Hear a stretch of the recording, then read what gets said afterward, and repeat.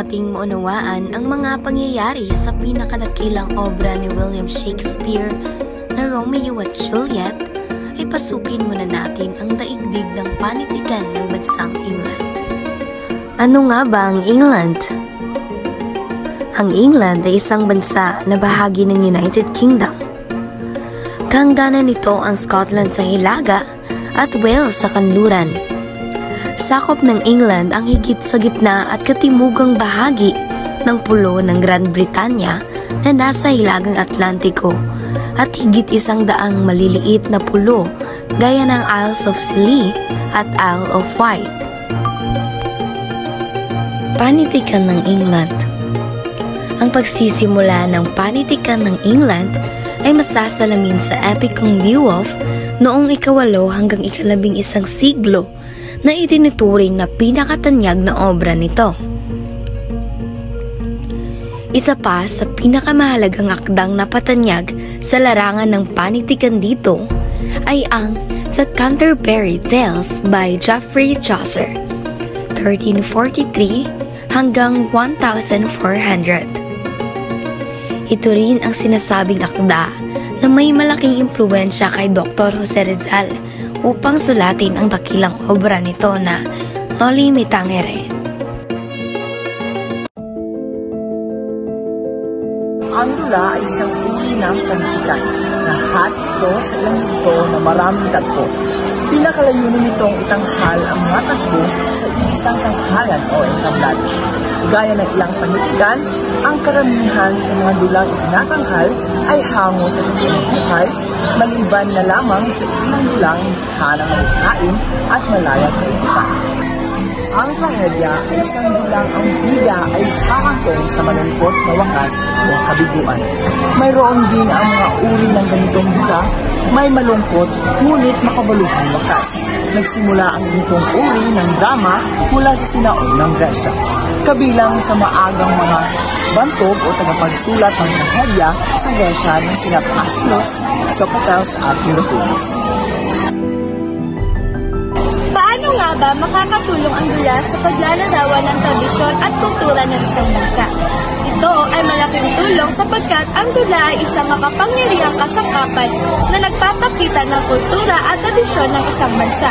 Sa pamamagitan ng mga karakter, eksena at tema, ang dula ay nagbibigay buhay sa mga kwento at karanasan ng isang lipunan na nagpapalawak sa ating pag-unawa at pagpapahalaga sa ating mga pinagmulan. Matapos pag-aralan ang isang tulang Ingles na naglararawan ng wagas na pag-ibig, atin namang sulyapan ang malungkot na romansa nila Romeo at Juliet, ang obra maestra ni William Shakespeare na tumatalakay sa pag-ibig ng wantong sa kasabihan. Saka nakabatay ang balangkas ng dulang Romeo at Juliet. Ang balangkas ng dulang Romeo at Juliet na isinulat ni William Shakespeare ay nakabatay sa isang Italianong kwento ng trahedyang pag-ibig. Hango ito sa akdang Italiano ni Matteo Bandello, 1554. Bago pa kay Bandello, may nauna ng version si Luigi da Porto, 1530, na siya nagbigay ng pangalan sa mga pangunahing tauhan na Romeo at Juliet. Mula sa version ni Bandello, isinalin ito sa English ni Arthur Brooke sa kanyang tula na The Tragical History of Romeo and Juliet, 1562. Doon, kinuha ni Shakespeare ang inspirasyon na ginawang mas masilip, mas buhay na trahedyang dula. Kaya masasabi na ang panangkasan nilang Romeo at Juliet ay nakabatay sa mga sinaunang kwento Italiano tungkol sa trahedya ng dalawang magsiibig mula sa magkalabang panig.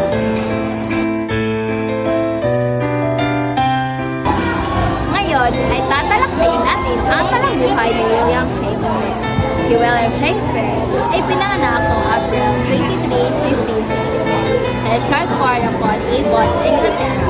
Siya ay anak ni John Shakespeare at isang mangangalakan at Mary Ardeno sa pamilyang may Noong 18 taong gulang, pinakasalan niya si Anne Hathaway at nagkaroon sila ng 3 anak, sila Susana at ang kambal na si Hamlet at Juliet. Nang magkaon, lumipat siya sa London at doon nagsimulang umagat bilang aktor, makata at mandudula. Naging kasapi siya sa grupong pang-emplado ni Lord Chamberlain Smith na naging King's Carmen nang suportahan ng hari ng England. Sumulat si Shakespeare na sinugit mula 39 na tula, 554 na soneto at iba pa mga. Ang kanyang mga akta ay tumatalakay sa pag-ibig, kapangyarihan, selos, ambisyon at trahedya ng mga.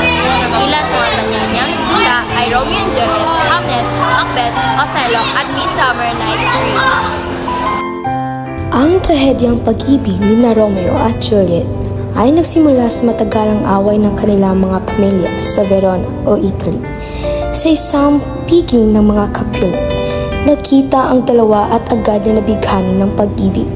Sa kabila ng hidwaan ng kanilang angkan, nagpasyang magpakasal ng lihim sa tulong ni Padre Lawrence, isang pari na nagnais ng kapayapaan sa pagitan ng dalawang pamilya. Pagkamatay ni Mercutio at Tybalt, nang hamunin ni Tybalt si Romeo, tumangkang pigilan ni Mercutio ang laban, ngunit nasugatan siya at namatay.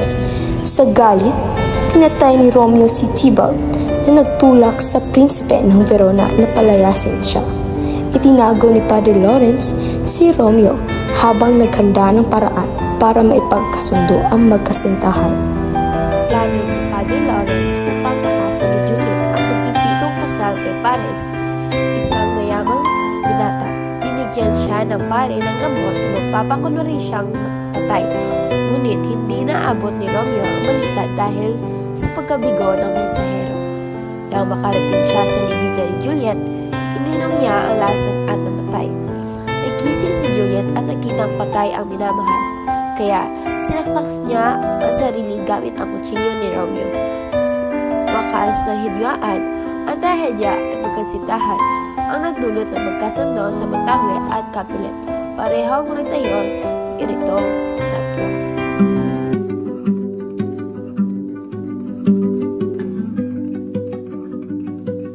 Talang buhay ng author sa kwentong Moses na si Rogelio Sicat. Si Rogelio Sicat ay isang iginagalang na Pilipinong manunulat, editor at tagapagturo. Ipinanganak siya noong June 26, 1940 sa San Isidro, Nueva Ecija. Kilala siya sa mga akteng nagpapakita ng kalagayan ng lipunan, kawalan ng katarungan at mga karanasang Pilipino. Isa sa pinakatanyag nga akda, ang Moses, isang maikling dula na pumupuna sa katiwalaan at pang-aabuso ng kapangyarihan. Moses ni Rogelio Sicat.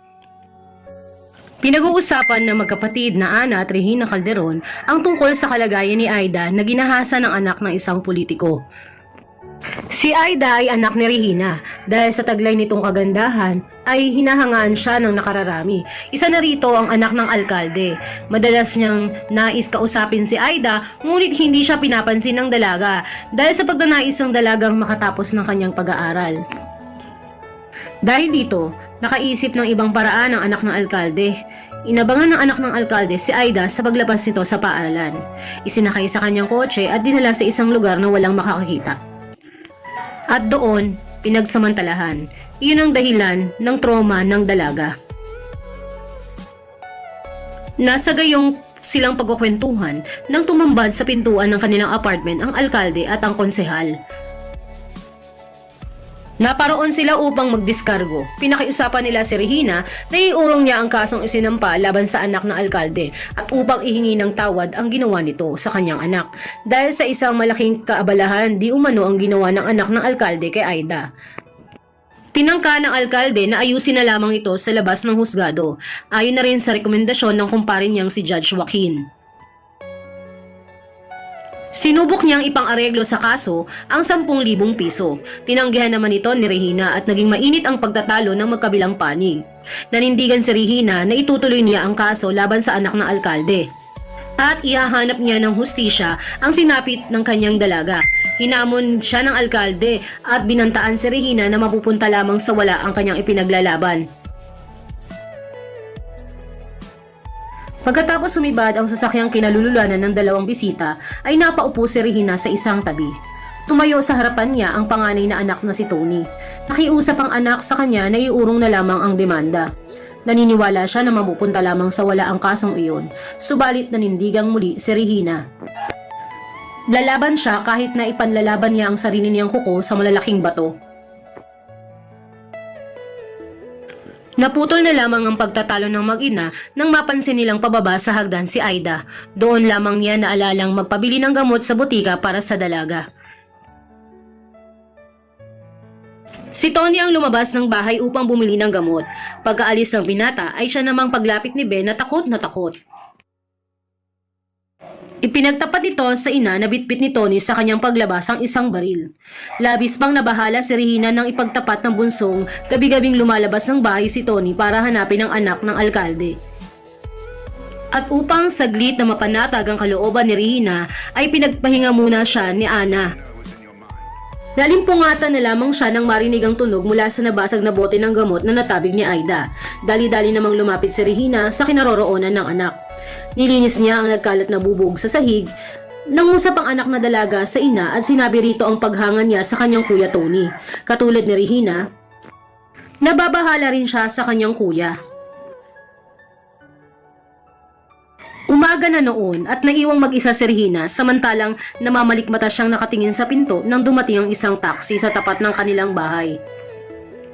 Takot na sumibad sa loob ng bahay si Tony. Hindi pa man napipigil ni Regina ang plano ng anak na tumakas ay dumating na ang mga pulis kasama ang alkalde. Pinasusuko siya sa batas. Maluwag naman siya ang isinuko ni Regina sa kanila. Subalit pinagtulungan nilang saktan ang walang kalabang-labang si Tony.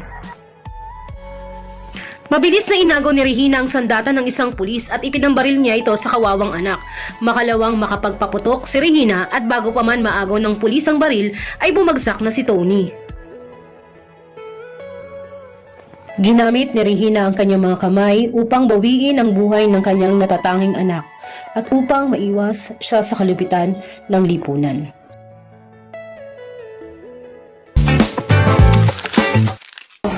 Ang pukos na kagamitan ay isang uri ng pukos ng pandiwa kung saan ang ginamit na bagay o kagamitan ng siyang paksa ng pangungusap. Sa madaling salita, ang gamit o kasangkapan na ginamit upang may sa katuparan ang kilos ang binibigyang diin. Halimbawa, ipinanglinis niya ng sakit ang walis. Ang pukos ay nasalitang walis dahil ito ang ginamit na kagamitan. Ang focus sa pinaglalaanan ng pagsasanib ng gramatika at retorika ay ang mabisang komunikasyon. Ibig sabihin, ang paggamit ng wika na wastos anyo, nagmamisay at kaakit-akit sa pagpapahayag upang maging malinaw, kapanipaniwala at epektibo ang mensahe sa tagapakinig o magbabasa. Sa madaling sabi, ang gramatika ay tamang anyo at isaktura ng wika. Ang retorika naman ay kagandahan at bisa ng pagpapahayag. At ang pagsasanib ay nagbubunga ng malinaw at mabisang nagpapahayag ng kaisipan. Paano makakatulong ang focus sa pinaglalaan at focus sa kamitan ng panlalahad ng sarili sa loob at damdamin? Makakatulong ito sa pagpili ng tamang tono, pika at estilo. Nagpapalakas ito ng mensahe at nagpapadama ng emosyon sa pamagitan ng tamang paggamit ng kagamitan. Sa ganitong paraan, mas epektibo at makahulugan ang pagpapahayag ng sarili sa loob at damdamin.